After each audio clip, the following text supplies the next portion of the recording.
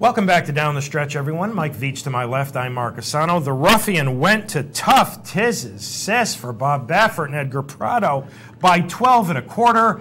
When she came on the racetrack and did not see Zenyatta, she got so excited that she absolutely drowned him. All right. Our next guest this morning is coming off, I don't know whether to classify it as a quietly terrific or sneaky terrific Saratoga meet. He finished fourth. He was 11 for 43, and 50% of his horses ran first, second, or third. He won numerous stakes, and yet when you talk about highlights from Saratoga 2008, the name Bobby Frankel doesn't really come into play an awful lot. I agree with you. I just think I think the stat that you quoted speaks to the overall strength of Bobby and his forces at a meet like Saratoga, and in some ways, I have a feeling he got a lot of satisfaction out of that level of consistency. You know, I mean, folks, there are races my partner doesn't like, certain levels of claim, but you know something? At Saratoga, even a 25 claimer can be a hard race to win because it's Saratoga. Yeah. So continue your introduction. So Bobby and I got together yesterday and we talked about his spa successes. We talked about dirt versus synthetic, something which if I gave him an hour, he'd give you 60 minutes on it. Good. We talked about the Breeders' Cup, and we discussed Country Star heading into a showdown with Music Note in this afternoon's Gazelle. So ladies and gentlemen, Hall of Famer Bobby Frankel. Bobby, let's begin with Country Star. She ended her 2-year-old season with a track record-setting performance in the Hollywood Starlet. But when she came back at 3, her first 2 races, the Ashland and the Kentucky Oaks, I think were far below par for her. What was going on?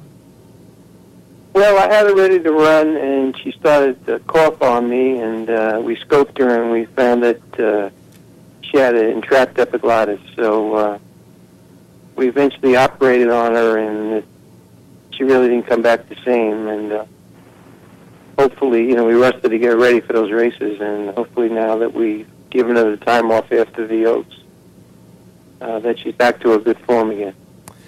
Well, you did freshen her up following the Kentucky Oaks. You brought her back at Saratoga in an optional claimer, but on grass. Why turf, Bobby? Was that your original plan?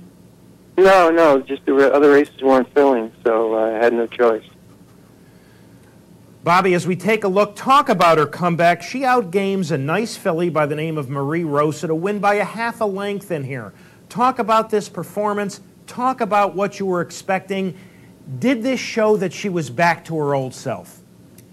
Well, I mean, that day, I wasn't there. I watched, I was out of town. I think I was in, I don't know where I was. It was the same day as the Arlington Million, I don't remember. But I saw the race, and it looked like they were going to run by her in the stretch.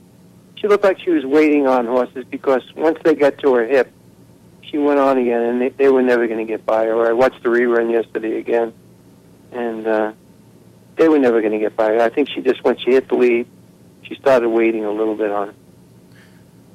Bobby, how'd she come out of that return? How's she been training up to this afternoon's Gazelle?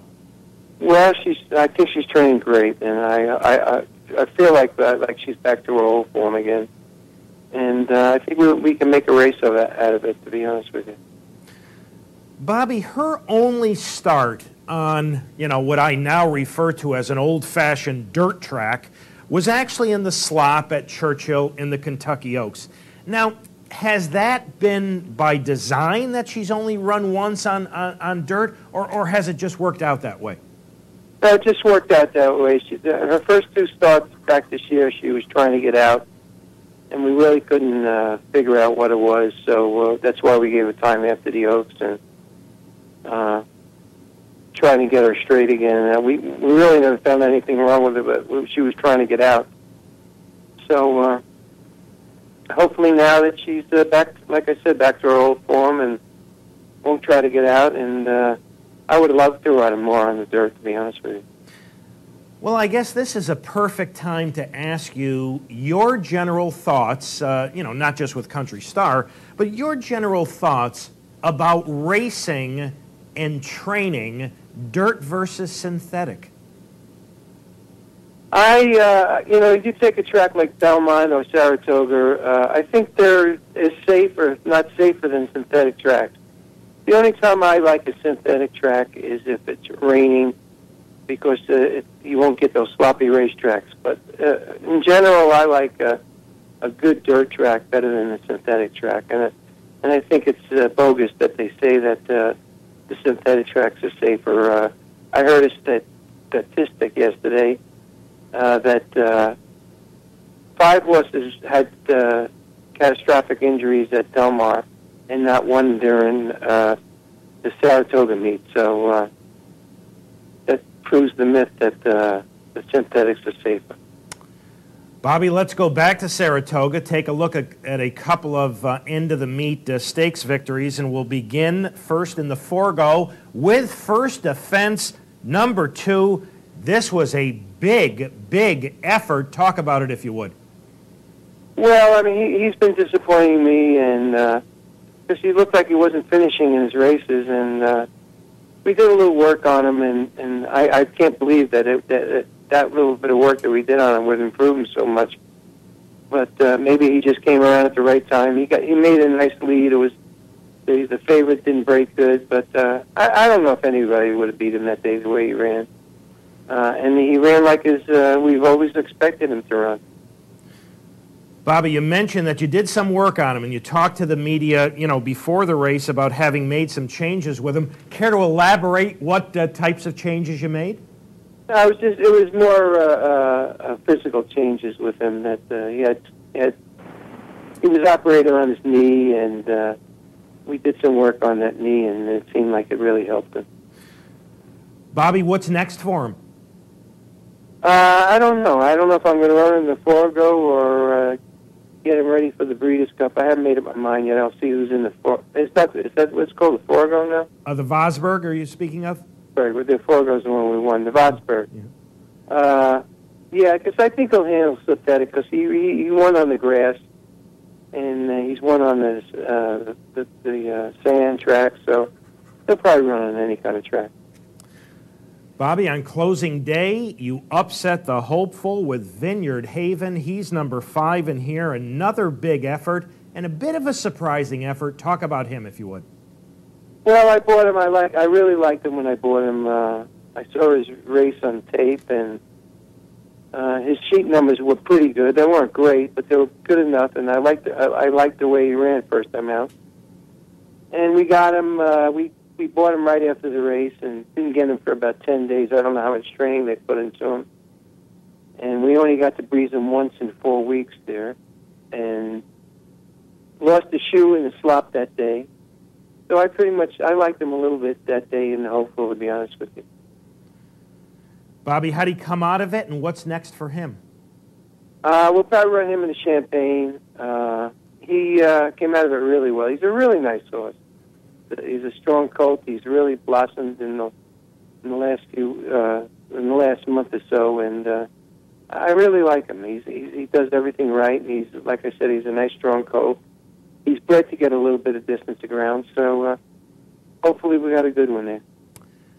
Now let's talk about your champion, Ginger Punch. She raced twice at Saratoga, earning hard-fought victories in both the Gopher Wand and Personal Ensign.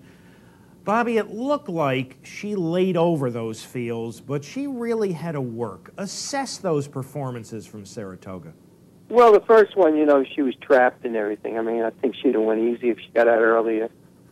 And the second one, the only thing I can attribute to that she only won by a nose is that she was in heat, and in the paddock, but when I went to saddle her, she was squatting down, and I thought I was in a little bit of trouble with her being in heat, but she still gutted it out. She came out of the race really well. I think we'll see the true champion that she is in the Belbane. Bobby, when you decided to run her twice at Saratoga, and obviously, I and a lot of racing fans were happy to see her twice, but I was kind of thinking that this might be one of those old-fashioned end-of-the-year campaigns when you run her twice at Saratoga, maybe once in the fall at Belmont, and that's it. When you ran her twice at Saratoga, were you thinking that the Breeders' Cup was in her plans, or might the Beldame have been the end of the year at that point? No, I wasn't thinking about anything. I was just playing it by ear. She ran. I didn't think the first race was a tough race because she only ran the last 3/16 of a mile. The second race, it seemed like it looked like a tough race, and it might have been a tough race, but she bounced out of it really well, and she's acting really well. We had plenty of time between the starts. I think it's 5 weeks from the personal entrance to the Beldame, and I couldn't turn down 400,000 if she's going to be 1 to 2. So even though we got lucky and won the personal entrance, I think we're in good shape for the Beldame, and then we'll see how she runs and maybe go for the Breeders' Cup.